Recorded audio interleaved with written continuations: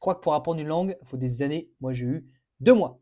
2 mois pour parler norvégien, comprendre mes profs et surtout suivre des cours en Norvège et j'avais pas le choix. Un peu de contexte. En 2020, j'étais étudiant et je rêvais de vivre en Norvège. J'ai donc fait un Erasmus direction Halden, au sud du pays, à 2 pas de la frontière suédoise. Sauf qu'en arrivant là-bas, petite surprise, la plupart de mes cours étaient en norvégien. Et pour y assister, eh ben, l'administration me dit il faut avoir un B2, voilà, B2, pas A2, pas B1, B2.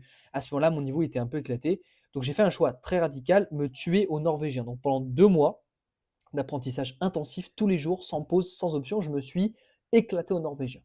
Alors j'ai organisé ma vie entière autour de la langue, j'écrivais mes mails en norvégien, je prenais mes notes de cours en norvégien, je posais mes questions en norvégien, et je prévenais toujours les Norvégiens, on parle norvégien, même si je cherche mes mots, c'est pas grave. Je reformulais, je posais des questions courtes, et à force, mon cerveau, il a totalement basculé. Au bout de 2 mois, j'ai obtenu mon certificat B2 officiel et j'ai pu intégrer mes cours.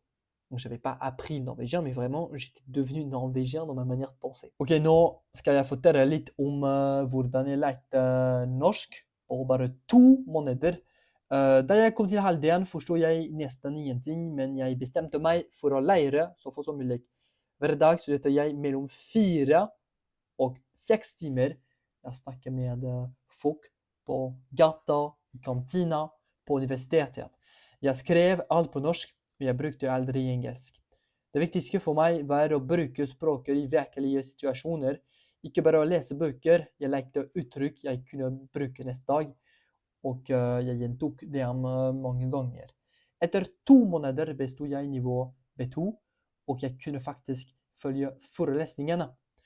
Det var helt utrolig for meg, men det viktigste jeg lærte var at språket kommer ikke fra grammatikk, det kommer fra mennesker. Alors maintenant, petite FAQ, des gens autour de moi qui m'ont demandé, notamment mes apprenants, comment j'ai fait précisément. Alors combien d'heures par jour? 4 à 6 heures utiles, pas des révisions sèches, mais vraiment des échanges, des notes, du réemploi immédiat.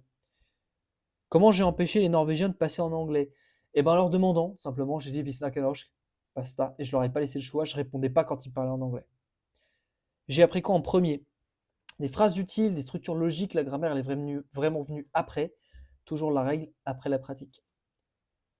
Est-ce que j'utilisais des applis? Non, pas du tout. Ma journée type. Alors le matin, lecture et petit réveil linguistique et la journée full parlotte. Voilà. Comment savoir si on progresse? Déjà, tu t'arrêtes de traduire, tu sens un petit peu plus les choses, c'est plus logique pour toi. Tu comprends plus l'humour aussi.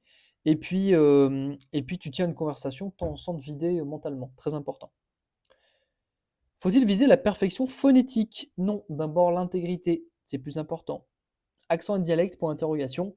Eh ben, moi, j'ai commencé avec une base bokmål. Voilà, il y a deux langues en Norvège, nynorsk et bokmål.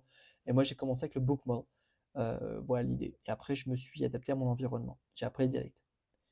Norvégien versus suédois et danois. Alors, c'est proche, ouais, mais chaque oreille a son rythme. Donc, il faut rester fidèle à la langue d'usage. Simuler l'immersion depuis la France pour l'interrogation, bah ouais, téléphone, YouTube, Discord, Reddit, en norvégien, surtout des notes de travail dans la langue. Voilà. Fatigue mentale pour l'interrogation, oui, c'est normal. C'est normal, c'est très dur de parler une langue au quotidien. Donc c'est normal que vous vous sentiez fatigué.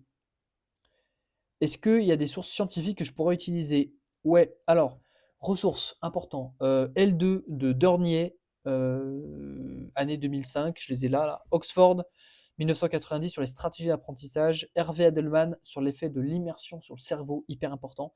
Et Gao, 2014 sur identité et langue.